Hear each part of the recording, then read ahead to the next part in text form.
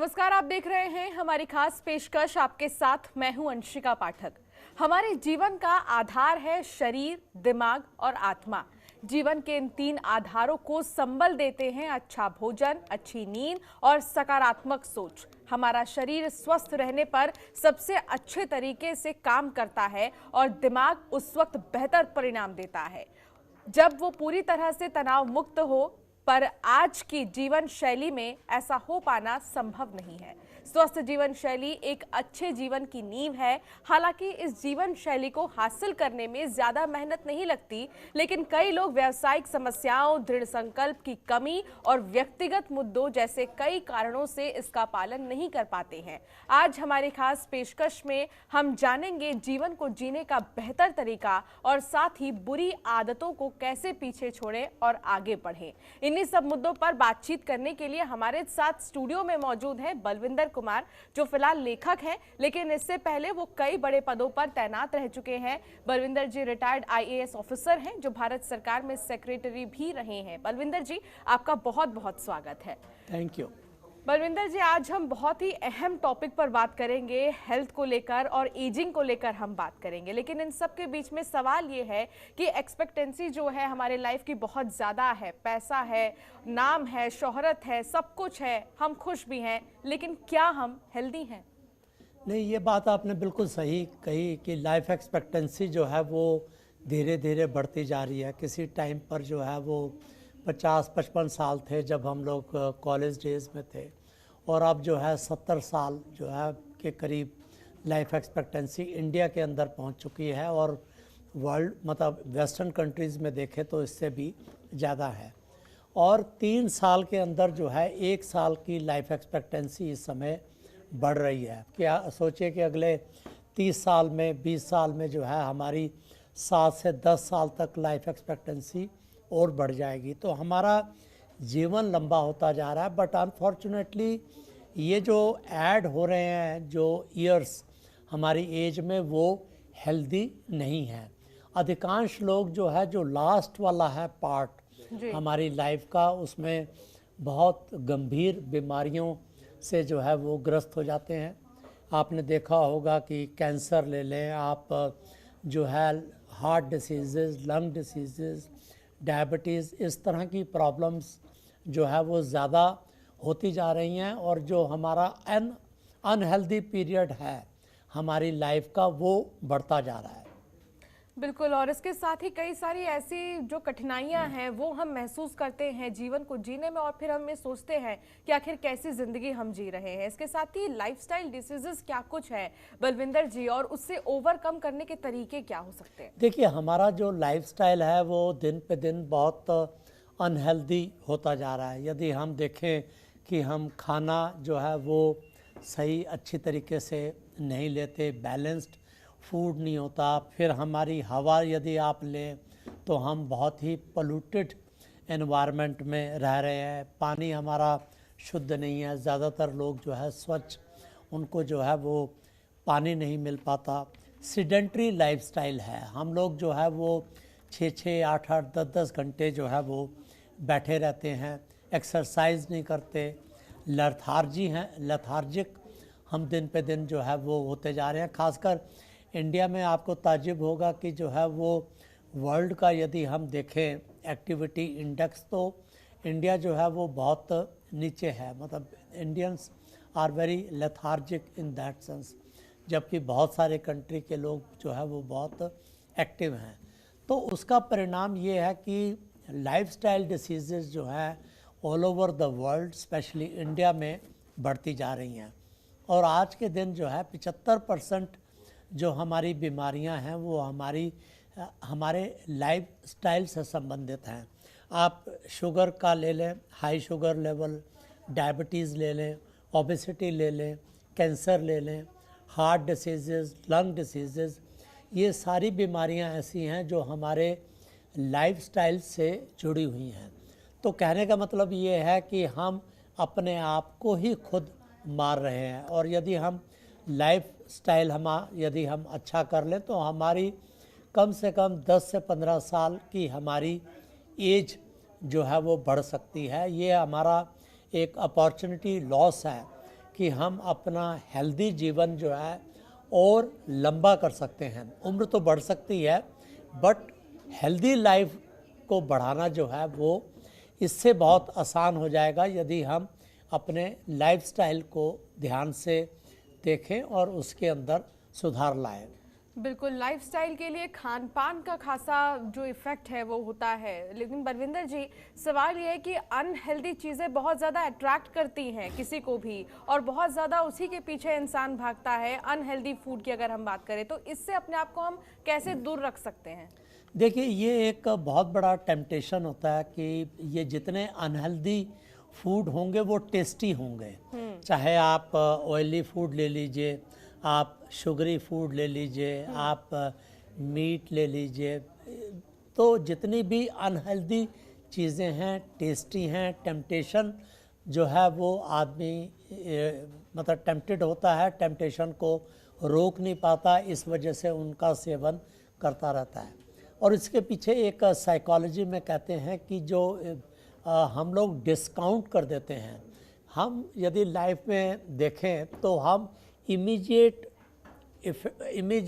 यदि कोई डेंजर है तो हम उसकी तरफ ध्यान देते हैं, और जो डेंजर जो है जो आज से 10 साल 15 साल के बाद होना है, या जो बीमारियां हमको 10 से 15 या 20 साल के बाद होनी हैं, यदि जैसे फॉर एग्ज़ाम्पल कि आप सिगरेट पी रहे हैं, सिगरेट में आपको मालूम है कि जो है अभी बीमारी मुझे नहीं होनी, लंग कैंसर या और यदि कोई बीमारी होनी है तो वो मुझे 10 से 15 साल के बाद होनी है। तो उस वजह से हम लोग उस तरफ जो है वो ध्यान नहीं देते, और फिर हम जो है टेम्प्टेड हो जाते हैं ऐसे अनहेल्दी चीज़ों से, या अनहेल्दी हमारी जो आदतें हैं, जैसे स्मोकिंग ले लें, अल्कोहल ले लें, शुगरी फूड ले लें, ऑयली फूड ले लें, हम जो है अनबैलेंस्ड जो है खाना खाते हैं।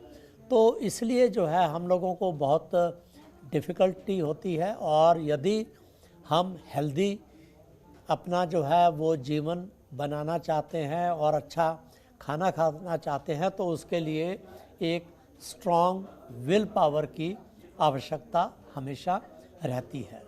बिल्कुल, आप ठीक कह रहे हैं। और साफ तौर पर आखिर कैसे अपने जीवन को सही तरीके से आप जिए, हम चर्चा कर रहे हैं, और लगातार आपको टिप्स भी दे रहे हैं कि आखिर कैसे आप बुरी चीज़ों से दूर रह सकते हैं। इसके अलावा बलविंदर जी, ये हमने बहुत बार देखा है कि कई सारे लोग ऐसे होते हैं जो फिजिकली हेल्दी रहने के लिए सजेस्ट करते हैं, बट मेंटल हेल्थ को हम भूल जाते हैं कहीं ना कहीं। ऐसा आखिर क्यों होता है, और मेंटल हेल्थ बहुत ज़्यादा ज़रूरी है हमारे लिए? एग्जैक्टली, ये बहुत बड़ी समस्या जो है ये वर्ल्ड वाइड होती जा रही है कि हम लोग बहुत कॉन्शियस होते जा रहे हैं फिज़िकल एक्सरसाइजेस के लिए। आप देखिए कि आप आप पार्क में चले जाइए, स्पोर्ट्स कॉम्प्लेक्स में चले जाइए, जिम में चले जाइए, आपको जो है वो ये सारे प्लेसेस जो हैं वो भरे हुए होंगे। People are becoming very very conscious about their physical health and physical looks also, कि वो देखने में भी अच्छा और रहना चाहते हैं, और दूसरा जो है वो सेहत अपना फिज़िकल, बट मेंटल एक्सरसाइज की तरफ ध्यान नहीं देते। और यही वजह है कि हम अपने माइंड को, अपने मन को जो है वो नेगलेक्ट करते हैं, और फिर होता यही है कि हम लोग जो है वो मेंटल इलनेसेस, मेंटल डिसीज़ के जो है वो शिकार हो जाते हैं। यदि हम अपनी कंट्री में ही देखें तो डिप्रेशन जो है और एंग्जाइटी, ये दो ऐसे मेंटल बीमारियां हैं, मेंटल सिकनेसेस हैं, जो कि दिन पे दिन जो है वो बढ़ती जा रही हैं। और ख़ासकर पेंडेमिक के दौरान जो अब चीज़ें सामने आ रही हैं उसमें ये आ रहा है कि सुसाइड और एंग्जाइटी और इंसिडेंट जो हैं वो बढ़ते जा रहे हैं। इवन बड़े बड़े सेलिब्रिटीज़, रिच लोग, स्टूडेंट्स, कोई भी ऐसा तबका समाज का ऐसा नहीं है कि जो इन चीज़ों से दूर रहे। तो ये एक किस्म से हमारी जो मेंटल डिसीज़ेज़ हैं वो एक पेंडेमिक का रूप जो है वो लेती जा रही हैं। इतनी वाइड स्प्रेड तरीके से ये बीमारियां फैल रही हैं, और कारण यही है कि हम अपने मन की तरफ ध्यान नहीं देते, और मेंटल एक्सरसाइज नहीं करते। ये बहुत आवश्यक है कि हम फिज़िकल एक्सरसाइजेस के साथ साथ मेडिटेशन, योगा, प्राणायाम और रिलैक्सेशन एक्सरसाइजेस हैं, उसकी तरफ भी हम उतना ही ध्यान दें। बिल्कुल, आप ठीक कह रहे हैं कि हमें मेंटल हेल्थ की तरफ भी ध्यान देने की बहुत ज़्यादा ज़रूरत है। लेकिन इन सब के बीच सवाल एक और है कि हमेशा ही एक्टिव रहना पॉसिबल नहीं है और इनएक्टिव रहना हमारे लिए ठीक नहीं है। ऐसे में बलविंदर सर, हम दोनों को मैनेज कैसे करें? क्योंकि बहुत ही ज़्यादा देखा जाता है कि लोग ऐशो आराम की जॉब की फरमाइश करते हैं, बहुत ज़्यादा आराम मांगते हैं, फिजिकल एक्टिविटीज़ को थोड़ा अवॉइड भी कर रहे हैं आजकल लोग। देखिए, दो तरह के लोग हैं। एक तो ये है कि लोगों की मजबूरी है कि उनको बैठ के काम करना है। जी। यदि आप ऑफिसेस के अंदर देखें तो ये एक किस्म का कंपल्शन है कि अधिकांश लोगों को बैठना ही पड़ता है एक जगह के ऊपर। जी। और बट दूसरा जो ये है कि चॉइस है आपकी, कि जो लोग मतलब जिनका कि कंपल्शन नहीं है उनके लिए, बट वो पसंद करते हैं कि आराम जो है वो आरामदायक ज़िंदगी हो और बहुत ज़्यादा हम एक्टिव ना रहें। तो इसमें जो है, जो मेरा सजेशन है वो यही है कि इवन हमारा बेशक सीडेंट्री लाइफ हो, बेशक हमको ऑफिस में 7 घंटे 8 घंटे काम करना हो, बट हमें हर 15 मिनट के 20 मिनट के बाद खड़े होना चाहिए। जी। और जहाँ संभव हो खड़े होके काम जो है वो किया जा सकता है। अब कई कंट्रीज़ के अंदर जो है खड़े होके जो है वो डेस्क लग जाते हैं और उस डेस्क पे जो है वो लोग काम करना शुरू कर देते हैं। फिर ये है कि हर 20 मिनट 25 मिनट में आप एक चक्कर जो है छोटा सा आप आसपास ले सकते हैं, बाथरूम आप जा सकते हैं, पानी पीने के लिए उठ सकते हैं, बट कोशिश ये करनी चाहिए कि हम एक स्थान पर जो है 20 मिनट से ज़्यादा ना बैठें। तो हमको ये बैलेंस एक बनाना पड़ेगा सीडेंट्री लाइफ और एक्टिव लाइफ के बीच में, और प्रयास ये रहना चाहिए कि कम से कम नहीं तो हम जो है 4-5 घंटे दिन में ज़रूर खड़े रहें या खड़े होके काम करें, और एक्सरसाइज भी जो है वॉक वगैरह जो है ब्रिस्क वॉक वगैरह भी करें, ताकि हमारी फिज़िकल एक्टिविटी जो है वो मेंटेन रहे। बिल्कुल, तो फिजिकल एक्टिविटीज़ पर भी ध्यान देने की बहुत ज़्यादा ज़रूरत है। और इसके साथ ही बलविंदर सर, मेरा एक और सवाल है। सवाल ये है कि लगातार हम ऐसा करते हैं कि फिजिकल एक्टिविटीज़ को तो भूल ही जाते हैं, जिस पर हमें ध्यान देने की ज़रूरत है, लेकिन बावजूद इसके कई सारे ऐसे लोग होते हैं जो बहुत ज़्यादा ऐशो आराम की ज़िंदगी चाहते तो हैं, लेकिन एक हेल्दी डाइट मेंटेन नहीं कर पाते हैं, जिसके चलते बहुत सारी प्रॉब्लम्स होती हैं। हमारी बॉडी बहुत सारे डिसीज़ के साथ लड़ने के लिए रेडी रहती है, लेकिन सिर्फ हेल्दी डाइट की वजह से ही हम नहीं लड़ पाते हैं। तो ऐसे में इसे कैसे मेंटेन करें? देखिए, हेल्दी डाइट का मतलब ये है कि बैलेंस्ड डाइट होनी चाहिए, कि आप जो भी खाना खाएं उसके अंदर जो है प्रोटीन, कार्बोहाइड्रेट, फैट, विटामिन्स, ये सारी चीज़ें जो हैं वो बैलेंस्ड रूप में जानी चाहिए। बेशक आप गरीब हैं, अमीर हैं, और यदि आप बहुत अच्छा खाना नहीं अफोर्ड कर सकते तो इवन जो ऑर्डिनरी खाना है उसमें भी आप जो है वो बैलेंस मेंटेन कर सकते हैं। आप रोटी के साथ जो है वो सब्जी लें, कोई ना कोई हम फ्रूट लें, आटा के साथ जो है आप बेसन लें, तो उस डाइट को ऐसे मेंटेन करें कि प्रोटीन और फैट और कार्बोहाइड्रेट जो है वो तीनों जो हमारे मेजर वो हैं न्यूट्रिएंट हैं, वो हमारे जो है वो डाइट के थ्रू जो है वो जाने चाहिए। इसके अलावा जो अब आज के दिन जो बहुत बात हो रही है और बहुत पॉपुलर भी होता जा रहा है, वो है इंटरमिटेंट फास्टिंग, कि ज़रूरी नहीं है कि आप जो है वो 24 घंटे आप फास्टिंग करें या भूखे रहें। आप जो है ऐसा अपना शेड्यूल बना सकते हैं कि 12 घंटे 16 घंटे जो है वो आप हर 2 दिन के बाद 3 दिन के बाद आप भूखे रहें, और वो ज़्यादा डिफ़िकल्ट भी नहीं है। यदि आप शाम को 6 बजे 7 बजे खाना खा लें, डिनर ले लें, और उसके बाद अगले दिन जो है 10 बजे आप ब्रेकफास्ट लें, तो आपको जो है ये एक अच्छा जो है विंडो आपको मिल जाएगी फास्टिंग के लिए। तो ये इंटरमिटेंट फास्टिंग के अब जो बहुत फ़ायदे जो हैं इसमें आए हैं, बहुत स्टडीज़ जो हैं वो सामने आई हैं जिनसे ये पता चल रहा है कि इंटरमिटेंट फास्टिंग जो है वो बहुत जो है वो लाभदायक है। और ख़ासकर जो ओवरवेट हैं और उनको वज़न यदि कम करना है तो बजाय कि वो फास्टिंग करें और बहुत ज़्यादा डाइटिंग करें, डाइटिंग करने से करने से जो है आप कैलोरी कम ले रहे हैं, इससे ये आवश्यक नहीं है कि आपका जो है वज़न कम ही हो पाएगा। बट इंटरमिटेंट फास्टिंग से जो है स्टडीज़ बताती हैं कि आप वेट रिड्यूस कर सकते हैं और ज़्यादा हेल्दी हो सकते हैं। दूसरी जो बात ध्यान में रखनी चाहिए वो है हमें गट बैक्टीरिया की तरफ, हमारी जो स्टमक के अंदर जो हमारे बैक्टीरिया, हेल्दी बैक्टीरिया जो है वो होने बहुत ज़रूरी हैं।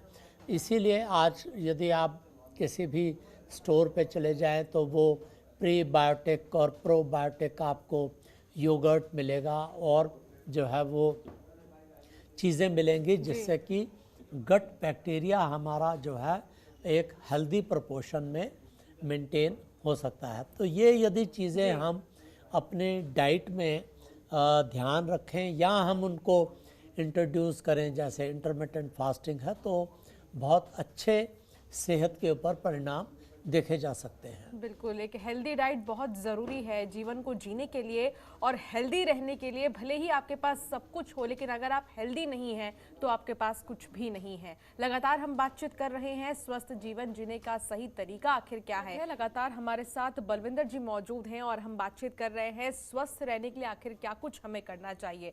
बलविंदर जी, अब सवाल ये होगा कि नेचुरल कॉजेज़ और नॉन नेचुरल कॉजेज़ में क्या अंतर होता है और ये हमारे जीवन पर क्या प्रभाव डालते हैं? देखिए, नेचुरल कॉजेज़ तो यदि आप देखा जाए तो एक नेचुरल डेथ जो है वो एजिंग की वजह से होती है। और जैसे जैसे हमारी एज बढ़ती जाती है, बहुत हम जो है फ्रेजाइल होते जाते हैं, वीकनेस आ जाती है और हम जो है बहुत सारी बीमारियों के हम शिकार हो जाते हैं जिसको कि हम अवॉइड नहीं कर सकते। तो वो एक बहुत जो है नेचुरल रीज़न है हमारा एजिंग का, खासकर ओल्ड एज पर, कि जहाँ पर हमें अनेकों तरह की बीमारियाँ जो है हमको लगेंगी और वो इतनी हमारी बॉडी सेंसिटिव हो जाती है। और अनलेस अनटिल कि हम अपने आप सेहत का अच्छी तरह ध्यान रखें तो ये दिक्कतें जो है वो बीमारियाँ लग जाती हैं। दूसरा जो है अननेचुरल कॉजेज़ में हम जो है अनहेल्दी जो है हम अपना ध्यान नहीं रखते और हम सब जो है उल्टी सीधी चीज़ें खाते रहते हैं। और दूसरा जो है वो बहुत सारी बीमारियां जो है वो हमारे जो है वो जेनेटिक्स की वजह से हमारे जीन्स हमारे अंदर कुछ ऐसे आ गए हैं हार्मफुल, उनकी वजह से जो है वो हो सकती हैं। तो आपको सरप्राइज़ होगा कि टोटल जो है वो जो है 300 से ऊपर बीमारियां हैं, जबकि हम सुनते जो है वो केवल 20, 25, 30 बीमारियों के बारे में ही हम सुनते हैं। तो बहुत सारी बीमारियां जो हैं वो ऐसी हैं जहां पर कि इंसान का बहुत ज़्यादा नियंत्रण जो है वो नहीं रह पाता। तो बट हम अपने हेल्दी लाइफस्टाइल से हम इतना ज़रूर कर सकते हैं कि जो लाइफस्टाइल डिसीज़ेज़ हैं, जैसे मैंने अभी बताया कि हार्ट से संबंधित, लंग्स से संबंधित, डायबिटीज़ है, हमारा हाई शुगर लेवल है, ओबेसिटी है, हम अपना वेट मेंटेन कर सकते हैं।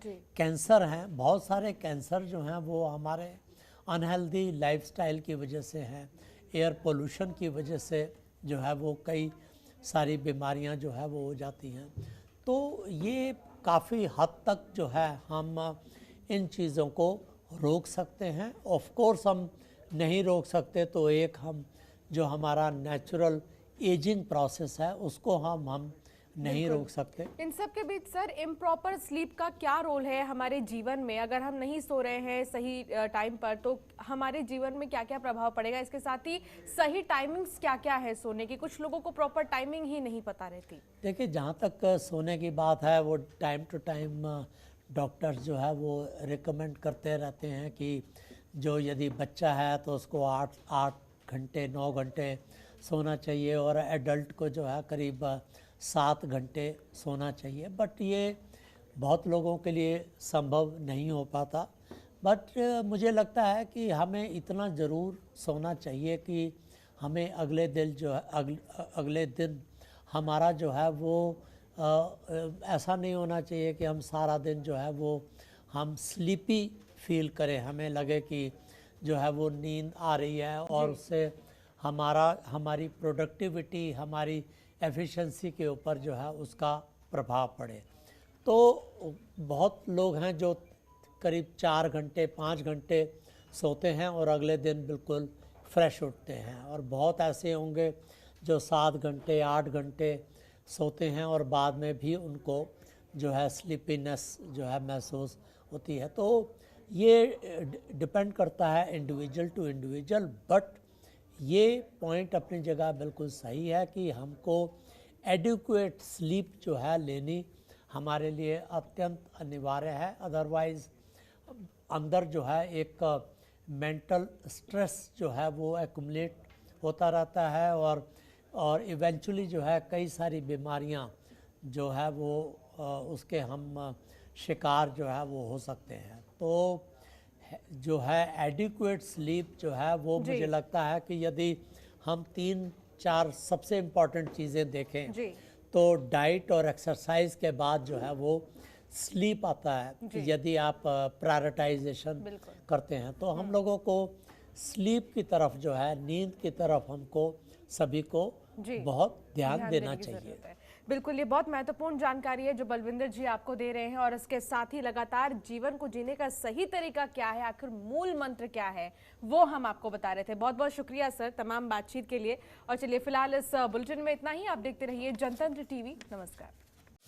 खबरों के निष्पक्ष विश्लेषण के लिए सब्सक्राइब करें Jantantra TV and press the bell icon. Never miss any update.